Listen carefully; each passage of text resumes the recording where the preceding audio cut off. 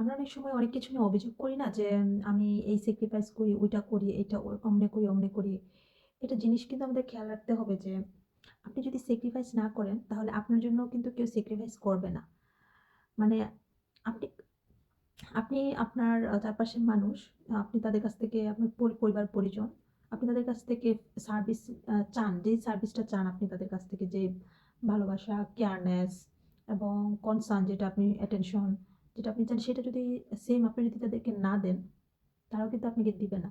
So এই জিনিসটা নিয়ে কখনো কমপ্লেইন না করে চেষ্টা করেন যে সেম এই জিনিসটাকে একটা আশীর্বাদ হিসেবে আই মিন ব্লেসিংস হিসেবে নেন যে টেক অ্যান্ড গিভ এর মতো কিন্তু আমাদের সবকিছু।